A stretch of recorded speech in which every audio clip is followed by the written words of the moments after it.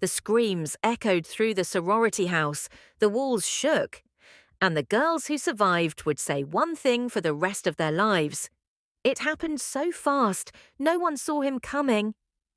A single man, a single night, and a crime so shocking that America still talks about it today. But what if I told you this wasn't the beginning? What if I told you this horror was the end of a long chain of attacks that no one believed could be happening? Tonight, before we begin, tell me in the comments, where are you watching from? I love seeing viewers from all around the world. Now, turn down your lights, turn up your volume, because this story gets darker by the minute. Let's begin. Ted Bundy's life did not begin with love. It began with a lie. Born in 1946 to an unmarried teenage mother, Ted was raised believing his grandparents were his parents, his mother was his older sister. A family secret, a hidden truth, and a young boy growing up surrounded by darkness he could not understand.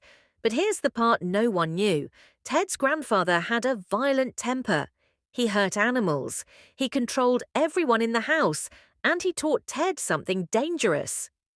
Keep your feelings inside, never let people see who you really are.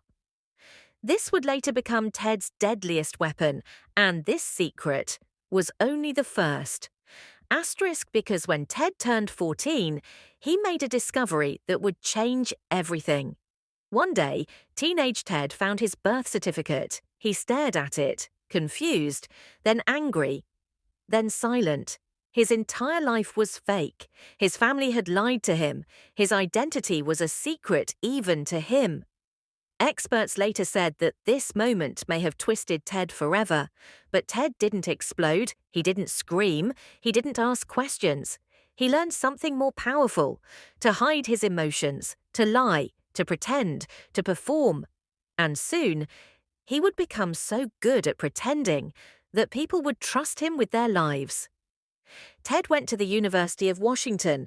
There, something changed. He dressed better, smiled more, spoke with confidence. People said he was handsome, smart, and polite, but under that charming mask. Ted was watching women, studying them, studying their habits, their fear, their weaknesses. He soon met a beautiful woman, Stephanie, wealthy, elegant, everything Ted wanted to become. But Stephanie eventually left him. She told him he lacked direction and ambition, and that heartbreak, that rejection, created a dark fantasy inside him, a fantasy of control, power, revenge. Because weeks after this breakup, college girls started disappearing. In Washington state, young women vanished without a sound. Same age, same hairstyle, same sudden disappearance, same last words. I'm going to meet someone. A man pretending to have a broken arm, a man asking for help, a man introducing himself as Ted. At first, police thought these cases were random, but soon they realized something horrifying. A single man was hunting young women in broad daylight. Still, no one believed someone who looked like Ted Bundy could be responsible, until two girls vanished on the same day. A mistake Ted would never repeat. A sunny beach, thousands of people, families, friends, crowds everywhere. But in just one day, two women disappeared from the same park. Witnesses described a tall, handsome man, his arm in a sling, soft-spoken, driving a VW Beetle, calling himself Ted. This was the first time police had a sketch and a name. Ted Bundy was now officially a suspect. But Ted saw himself on the news and made a decision that shocked everyone. He fled the state, and the killings continued. In Utah, women began disappearing again. One survivor, Carol Duronch, described her attacker perfectly. Handsome, calm, but his eyes didn't match his smile. She escaped his car and ran for her life. Her bravery helped police finally zero in on Ted. One night in 1975, officers pulled over a Volkswagen Beetle. Inside, they found handcuffs, rope ski mask, crowbar, a fake cast. Ted was arrested, but the story was far from over. Awaiting trial in Colorado, Ted pretended to be a polite law student.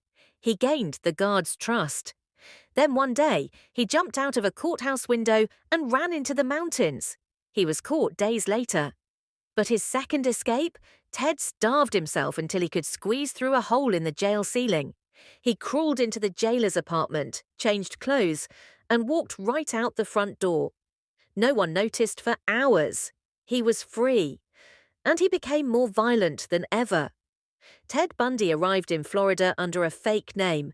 He was hungry, exhausted, and unstable. On January the 15th, 1978, he snapped. He broke into a sorority house at Florida State University. 2 women died, 2 survived with terrible injuries. Others escaped only because he ran out of time. This attack was so brutal that police knew this man had nothing left to lose. He fled again. And just weeks later, he kidnapped 12-year-old Kimberly Leach. This was his final crime. Police caught Ted in a stolen car shortly after. He fought, he kicked, he screamed. But fingerprints didn't lie. The campus killer was finally trapped. Ted's trial became the first televised trial in American history.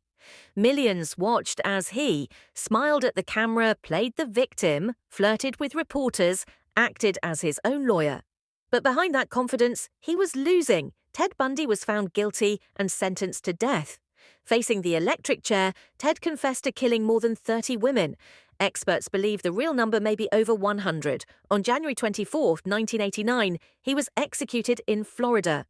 Crowds gathered outside chanting, "Burn, Bundy, burn," for the first time in his life. Ted Bundy couldn't lie his way out. Ted Bundy teaches us something important. Evil doesn't always look dangerous. Sometimes it looks charming, friendly, even trustworthy.